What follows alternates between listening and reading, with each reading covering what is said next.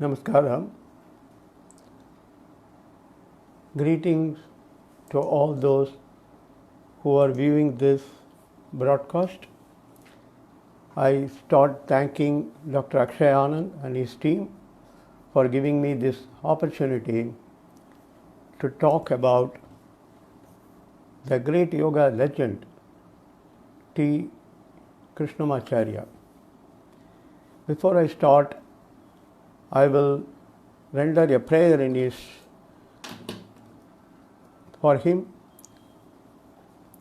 Sri Krishna Vagisha Yatishwarabhyam Samprapta Chakrankana Bhashya Saram Srinot Narankentra Yatau Samarpitasvam Sri Krishna Maryam Guru Aryamide Virodhe Kartike Mase Shatatara Krutodayam Yogacharyam Krishna Maryam Guru Aryamaham Bhaji Shri Gurubhyo Namaha. Before I talk about his biographical sketch today, I just want to read out a part of something that has been written about Sri T. Krishnamacharya in Yoga Journal, a yoga magazine, internationally renowned yoga magazine, in its May-June 2001 issue, in an article entitled The Legacy of Krishnamacharya, says, you may never have heard of him, but Tirumalai Krishnamacharya influenced or perhaps even invented your yoga. Whether you practice the dynamic series of Pattabi Joys, the refined alignment of V.K. Iyengar, the classical postures of Indira Devi, or the customized vinyasa of Deshikachar, your practice stems from one source, a 5-foot 2-inch Brahmin born more than 100 years ago in a small South Indian village. This is the tribute. In fact, he is called as the father of modern yoga. Tirumalai Krishnamacharya is his name, and Tirumala, the word T, which stands for Tirumala, is the place from where he hails in India, in the southern India. Krishna is his actual name, one of the names of Lord Vishnu. Acharya is added, Yogacharya, Krishnamacharya. So we should know what the word Acharya means. Achinotihi shastrarthan acharit sthapayatyabi swayam acharate yasmat tasmat acharya uchyate. What does this mean? It says, Shastras, various scriptures. If it is science, you read all the books, all the material, study them thoroughly, live according to what is stated there, experience, practice, then teach. So one has to know all the Shastras and one has to practice and then start teaching, which is the epitome of what Sri T. Krishnamacharya stood for. His life, he was born on November 18, 1888 in Muchukundapure, Karnataka, India. His father was a Vedic Pandit and he ran a Gurukulam.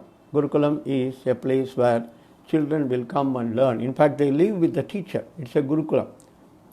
Now today we don't have separate Gurukulas. There are very rarely some Gurukulas are there in India where a single teacher, even with his family, the students will live with him. That was the time in 1888.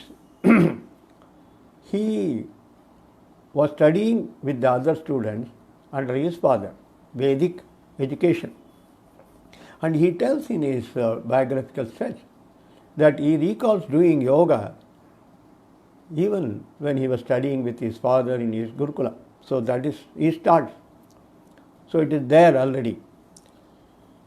But as time would have it, he lost his father at the age of 11, and he continued his education in Vedic scriptures, particularly Vedic scriptures, all the scriptures, continued it at the Parakala Mutt, a mutt which is in Mysore.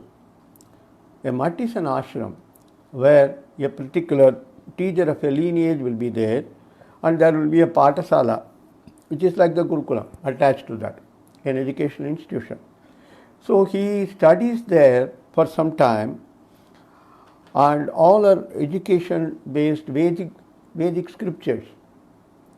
They are in Sanskrit. He studies Vedic chanting and scriptures attached to that.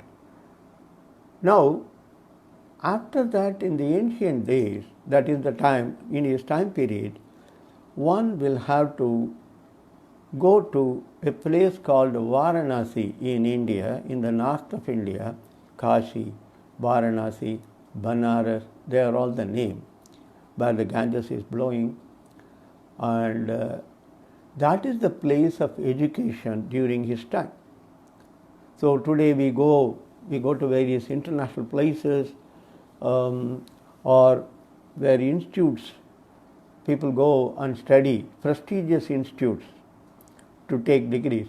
In those days, this was the way that a particular Vedic education people would like to take, higher education. He proceeded to Varanasi, where he received numerous degrees in various branches of Vedic education. Some of the titles that he has got are Vedanta Vagisha, that is on Vedanta, Veda Keshari, Nyayacharya, Nyaya, one of the darshanas, Veda Keshari, completely on Veda, Mimamsa Tirtha, Sankhya Yoga Shikhamani, that is where he has already got the theoretical background of Sankhya and Yoga, Vedanta. Vedanta Vagisha, where he got the Vedanta ultimately. All through his education has been in Sanskrit medium completely. And then, because he started taking interest in yoga, he goes to Himalayas, and he says that he met a yogi called Ram Mohana Brahmachari near Kailash Manasarovar. Under him, he learned for 7 years the various practical aspects of yoga. He even recalls how the place used to be in those days, etc. And then he, according to him, his teacher says, you have to go back, raise a family. From the Himalayas, you go back, raise the family, and pass on this for the humanity, benefit of humanity. So he comes down from the Himalayas, down south to his own place, Karnataka, gets married and raised a family. And he also established a Yogasala in Mysore. That is where we have certain of the students who have passed out from the Yogasala, particularly Patabi Joyce, who learnt under him and passed on this technique of Vinyasa Kramas. And in Yogasala he already starts teaching, and because the Yogasala is run by the king then, he gets a lot of visitors, foreign visitors, where he meets a lot of people, foreigners, and that is where he starts giving separately in a room therapy also. The idea of modifications, which starts already there, because therapy he modifies the postures, breathing to suit the individual. He migrated to Chennai in the 60s. He spent his last days in Chennai and attained the Samadhi in the February 28, 1989, at the ripe age of 101. Now, he was a scholar. We must know certain other things about him. He was just not a scholar in Sanskrit, which I will talk about in a few minutes. He was also very good in Ayurveda. He studies extensively on every science which was there in the ancient days. Ayurveda is a science in which he takes interest, and he studies extensively Ayurveda. And because of that, his therapy becomes very special. He is able to link yoga and Ayurveda together. And because of his proficiency in Sanskrit, he could not only speak in Sanskrit, of course he can speak in a few languages. His own mother tongue like Kannada, Tamil, Hindi, Sanskrit fluently, and North Indian languages like even he could do Urdu. He could speak in Urdu. So he was a multilingualist also, and he could even play Veena. He was a multifaceted personality. The most important part that we must know is he was a Vedantin. He was a great philosopher. And for him, he had his own personal god, who is called as Hayagriva, a god with a face of a horse.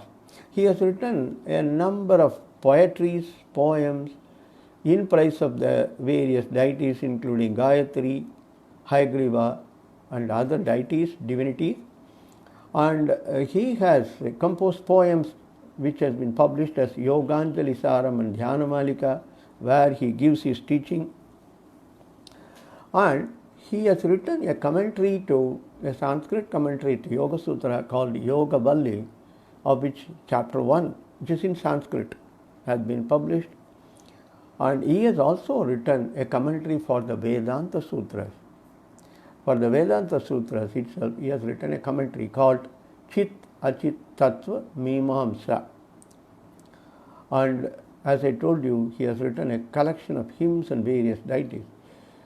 Some of his important teachings based on beliefs is he believed Vedas as the authority. So the origin of yoga is from Vedas. So it should be based on the Vedic commands.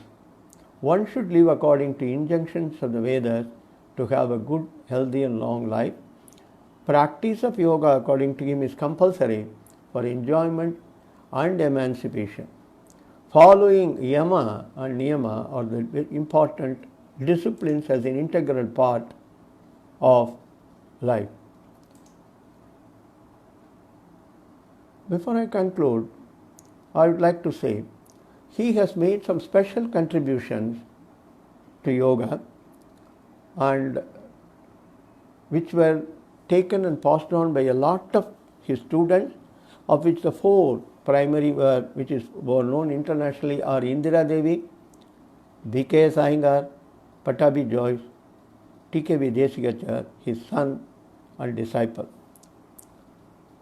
As a token of a Guru Dakshina to his father, T.K.V. Desikachar established Krishnamacharya Yoga Mandiram, a non-profit public charitable trust which is functioning from Chennai. Now, his teachings are very unique, and it has gone deep into the world of yoga, and some of them I will share with you in the next Facebook talk through Yoga Scholars at PGMIR. Before I conclude, I want to thank Dr. Akshay Anand and his team for giving me this opportunity to talk about a great personality in yoga whose followings have made a great impact in the world of yoga. In the book on history and evolution of yoga, in the chapters relating to modern yoga, the name of Sri T. Krishnamacharya will stand forever. I will conclude with a prayer for the welfare of humanity at large. ॐ भद्रं कर्णेभिः शृणुयाम देवाः भद्रं पश्येमाक्षभिर्यजत्राः स्थिरैरङ्गैः स्तुष्टुवागं सस्तनूभिः व्यशेम देवहितं यदायुः स्वस्ति न इन्द्रो वृद्धश्रवाः स्वस्ति नः पूषा विश्ववेदाः स्वस्ति नस्तार्क्ष्यो अरिष्टनेमिः स्वस्ति नो बृहस्पतिर्दधातु ॐ शान्ति शान्ति शान्तिः। Thank you.